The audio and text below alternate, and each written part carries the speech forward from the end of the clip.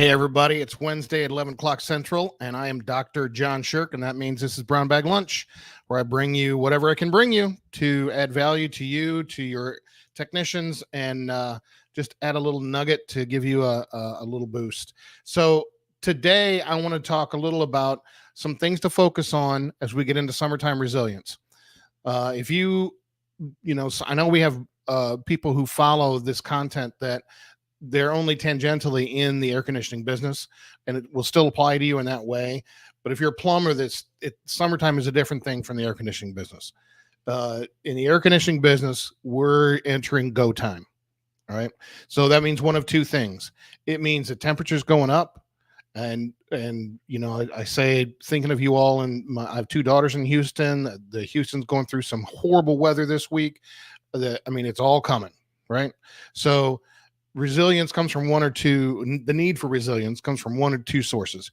Either it heats up and it's time to hustle, or if you're in a different part of the country than the deep south where I am, then maybe it doesn't heat up that much and the phone should be ringing and it's not, and it's a different kind of resilience to work through. Okay. But it's go time in the air conditioning business one way or the other. So based on some good research, I want to give you 5 things that if they need to be tended to, tend to them, and it will make you and your team more resilient going into these summer months. Okay. This is based on Gallup's research. This is hard data kind of stuff. I've witnessed it, but this is not coming from anecdotes. This is coming from hard data. Okay. So that just a quote to get us started here from Gallup: resilience is all about being able to overcome the unexpected. Sustainability is about survival. The goal of resilience is to thrive. The point here is to say that we're not trying to survive here. That when we do these things right, even in the heat, literally or figuratively, thriving comes from it, not just surviving. Okay. So number 1, clear expectations that your people have clear expectations and you have them for yourself.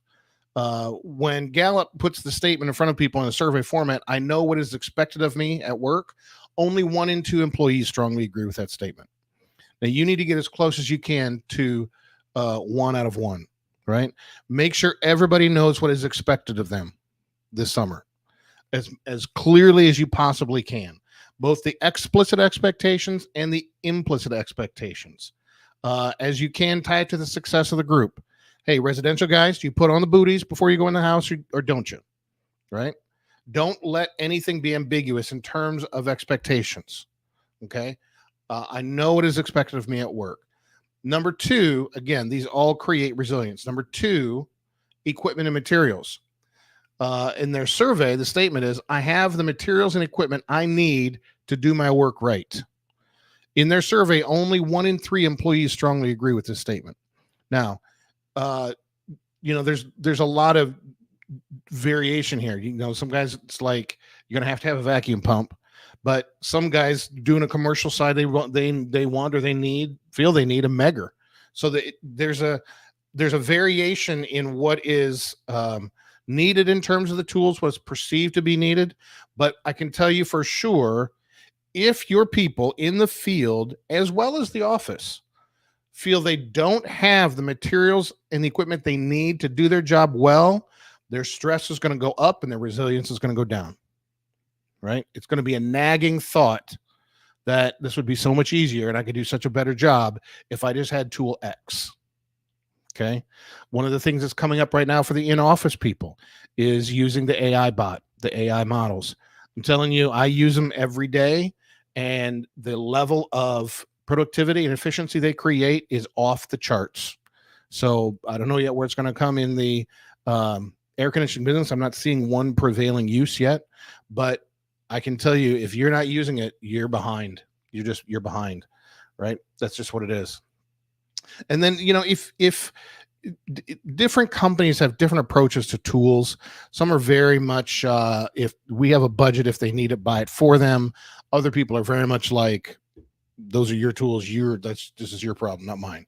And so, at least having some kind of payroll deduct program for tools, finding a way to make sure people strongly agree with the statement, I have the materials and equipment I need to do my work right. All right. Materials and equipment. That's what we're talking about. Number 3, freedom to perform. Here, the survey statement is, at work, I have the opportunity to do what I do best every day. 1 in 3 employees strongly agree with this statement. Now, let's just talk about service calls in summertime. On any given day, this is a tightrope that gets walked in any service company. It is not uncommon at all to hear from technicians that their number one frustration in the summertime is that they get rushed off a job to catch the next call in such a way that they feel they can't do a good job where they are.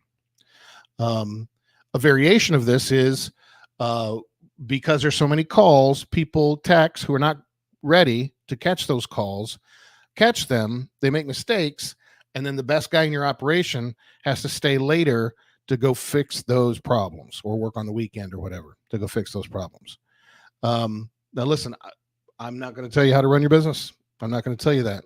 But I'm going to tell you, if your best people don't feel like they have the freedom to do what they do best every day, stress will go up, resilience will go down, and they will start shopping for somewhere else to work. And you will have people that you never thought, they've been with you for 10 years. This is a big deal, and it matters a lot in the summertime because there's so much more pressure. You all know exactly what I'm talking about already. There's so much more pressure in the summertime. And this is where it's your job as a manager, a service manager or owner, to do as much as you can. There's no perfection here, but to do as much as you can so that your best people feel like they're doing what they do best every day and not the opposite. And at the end of the day, you can say, well, we have so many calls on the board. I know. But you got to balance this thing, right? You got to balance this thing because those are your best people. And I can tell you, they will get a wandering eye if they feel like consistently they can't do what they do best every day. Next, it has to do with mission and meaning. The survey statement is, the mission or purpose of my organization makes me feel my job is important. Okay. Only 1 in 3 employees strongly agree with this. Now, this doesn't have to be fancy quotable things on a banner in the warehouse. This can simply be a clarification that this work matters. I can tell you, maybe this isn't true everywhere, but in South Louisiana and other parts of the world where with similar climate, 70-degree air is central to the economy. It's central to people's health. Every air conditioning technician here who catches calls is considered a first responder because you cannot function. You can't operate a company. You can, I mean, maybe we just become weak over the years. I don't know, but you're going to have 70-degree air here to function. Right. So making sure that people feel the importance. And this one in some ways is easier because a technician already feels this if they're in somebody's house, for example, and the owners of the house feel the AC kick back on, the delirious thank you that comes is a lot of this feeling right here. Okay. And then 5th, and this maybe is the hardest one and one you may not see coming, but it's addressing weak performers. This is a resilience killer. The standard service company in 2024 does not have the number of qualified people required to answer the number of calls coming in. Full stop. So this automatically takes someone who could be a very good person with a lot of potential and turns them into a weak performer accidentally because they have to be sent on a call. Okay. Now, if they perform poorly on that call, somebody who does know what they're doing is going to have to go fix it. This happened to me just a few weeks ago. I had somebody from the company that installed my AC come out. The technician, it shut off, his switch flipped, and I had a technician here for 2 hours. And after 2 hours, he said, "I'm sorry, Mr. John, I just can't figure out what's wrong with it. And so he went back, and unfortunately that was a Friday afternoon.